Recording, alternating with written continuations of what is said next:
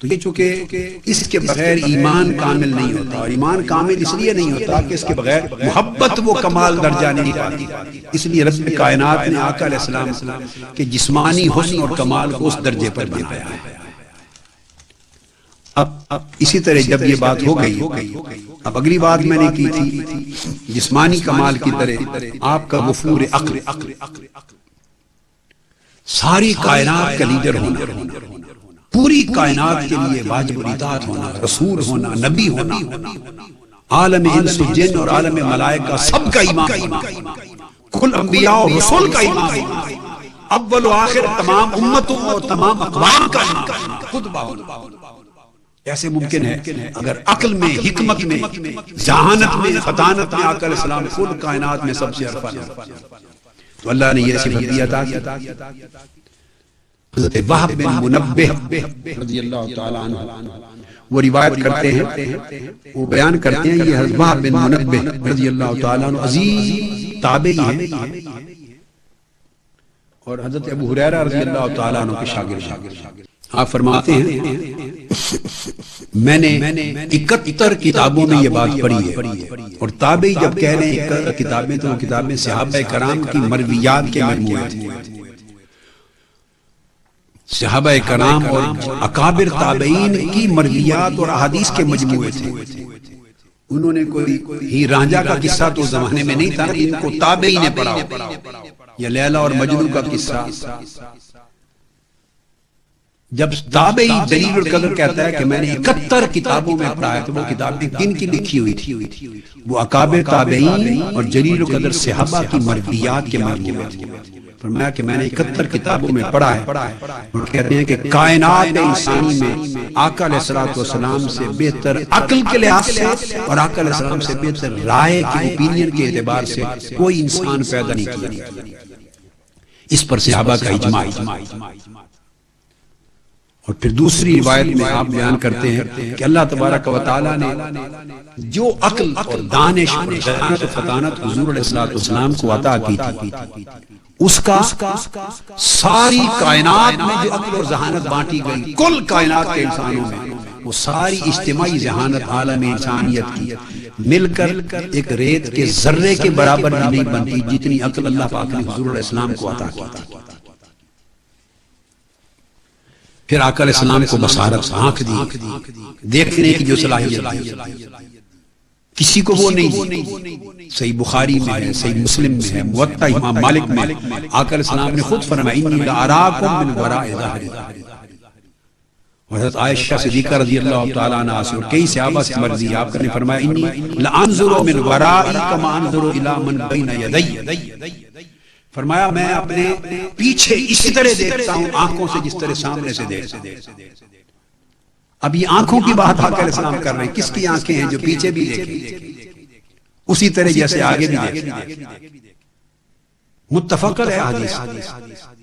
صحابہ کرام جب نماز پڑھتے آپ فرماتے رکوع سجود ٹھیک کیا کرو، صفے ٹھیک بنایا کرو، رکوع ٹھیک کیا کرو خشوع کے ساتھ، کہ میں پیچھے نماز پڑھاتے ہوئے اسی طرح دیکھتا ہوں جیسے آگے دیکھتا ہوں، اور فرمایا تمہارے خشوع اور خضوع دلوں کے لیے اسی طرح دیکھتا ہوں جیسے تمہارے جسموں کو دیکھتا ہوں۔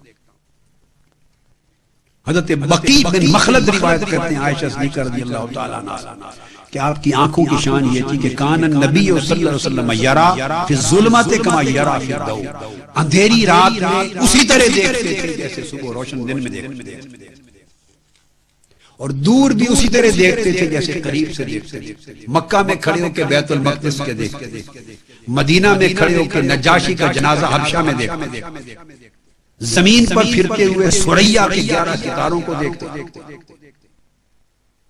یعنی شرق تا غرب آقا علیہ السلام کی نگاہ میں۔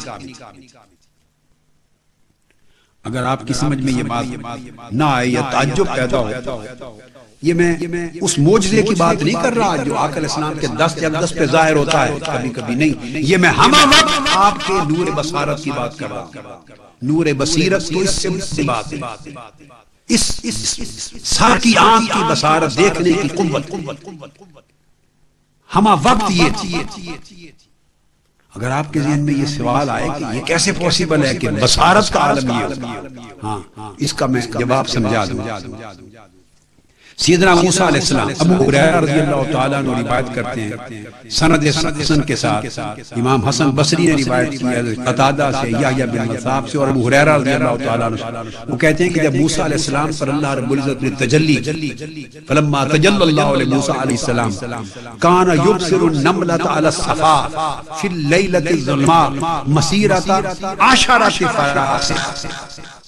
کوہ طور پر جب اللہ تبارک و تعالیٰ نے تجلی کی تھی موسیٰ علیہ السلام، اس تجلی کے نور کے تجلی کے اثر سے آپ کا نور بصارت اتنا بڑھ گیا تھا کہ 30 میل تک اندھیری رات میں سیاہ پتھر پر اگر چیوٹی چل رہی ہوتی تو وہ بھی آپ کو دکھائی دیتی۔ اب بات کو سمجھے، کوہ طور کی تجلی کے اثر سے موسیٰ علیہ السلام کی آنکھوں کی بصارت اتنی تیز ہو گئی تھی، صرف اب معجزہ کی بات نہیں ہو رہی، یہ تجلی حق کے اثر سے بصارت آنکھوں کی بصارت کہ اندھیری رات میں سیاہ چیوٹی چل رہی ہے تو 30 میل تک آپ دیکھتے تھے۔ اس کے بعد قاضی عیاض رحمت اللہ تعالی علیہ اور دیگر ائمہ نے اس پر گفتگو کر کے لکھا ہے کہ اگر اللہ کی ایک تجلی کے انعکاس کے نتیجے میں، انعکاس کے اثر سے موسیٰ علیہ السلام 30 میل تک چیوٹی کالے پتھر پر اندھیری رات میں دیکھتے ہیں، تو پھر اللہ رب العزت کے اس جلوے کا اثر بصارت مصطفیٰ پر کیا ہوا ہوگا جہاں ما زاغ البصر وما طغى، نہ کوئی حجاب تھا نہ کوئی پردہ تھا، اور بے نقاب وہ تجلی تھی جہاں جلوہ حق دیکھا، اس جلوہ حق کے اثر سے چشمان مصطفیٰ کی بصارت کا عالم کیا ہوگا۔ پھر آقا علیہ السلام کو اللہ رب العزت نے زبان عطا کی، فصیح اللسان بنایا، فصیح اللسان اور جامع الالسنہ بنایا۔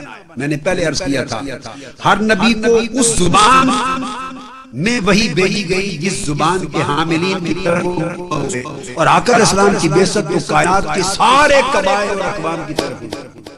تو آقا علیہ السلام آپ کیا سمجھتے ہیں صرف عربی زبان جانتے تھے؟ کوئی زبان ایسی ظہور پذیر نہیں ہوئی اور نہ ہوگی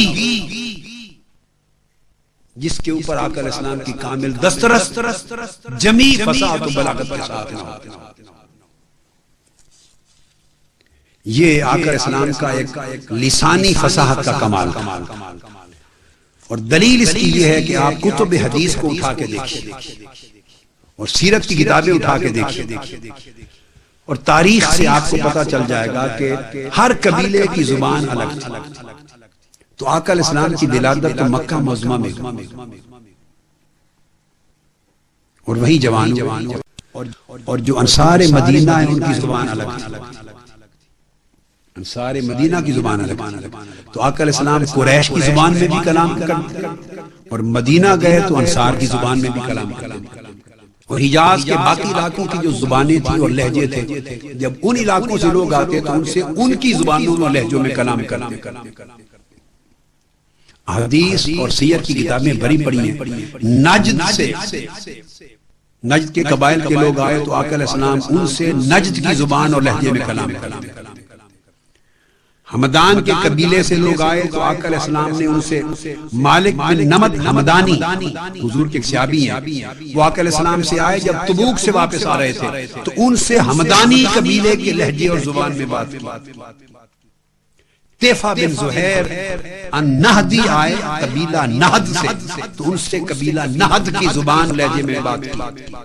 قطن بن حارث العلیمی آئے، ان کے قبیلے کے لہجے میں بات کی۔ اشعث بن قیس اور بائل بن حجر آئے کندہ سے، کندہ کے قبائل کی زبان اور ان کے لہجے میں بات کی۔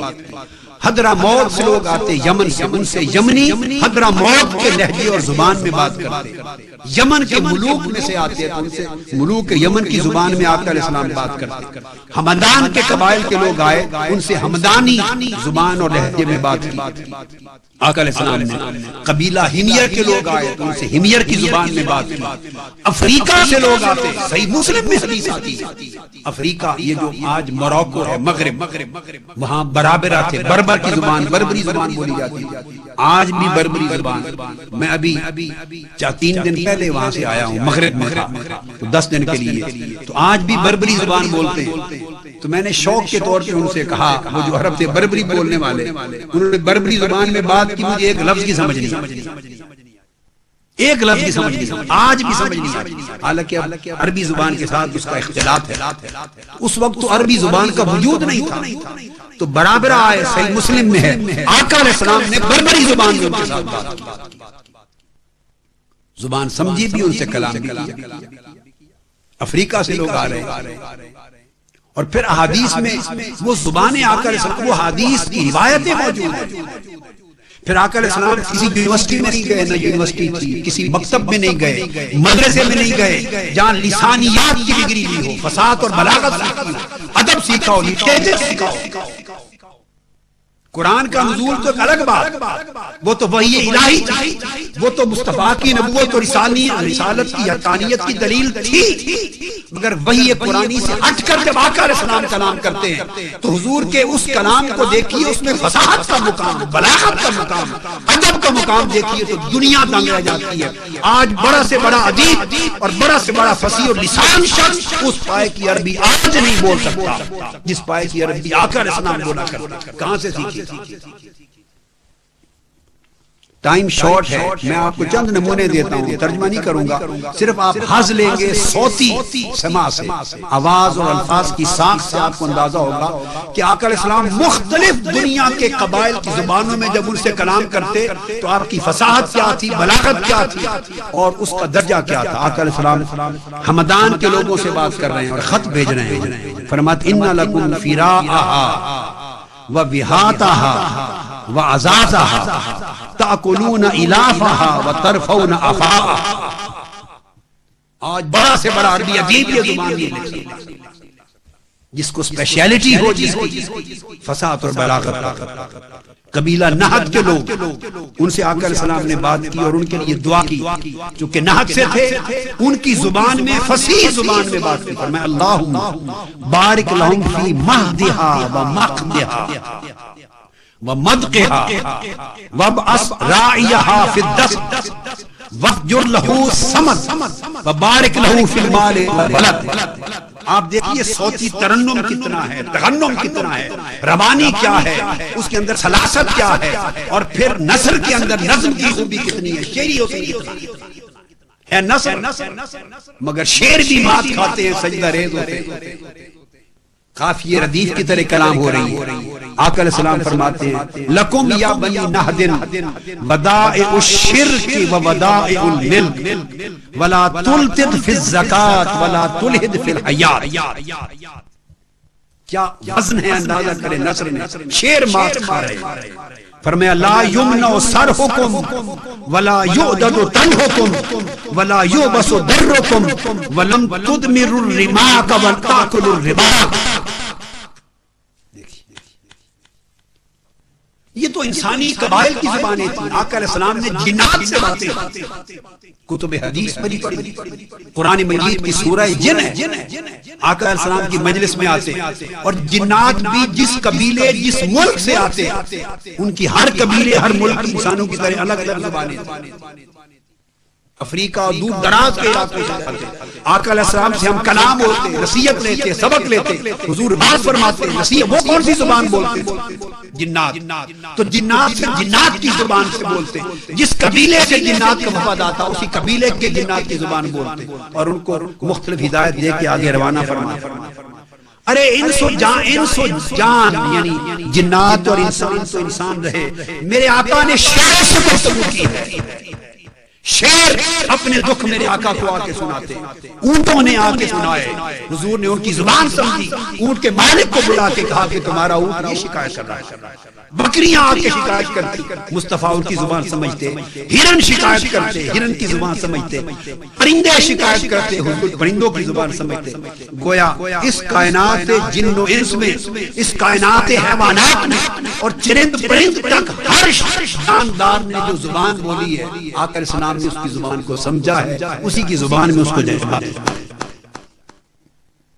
اب بولیے کون اس کائنات انسانی میں زبانوں کا ماہر، متخصص، اسپیشلسٹ لسانیات کا ایسا ہوگا؟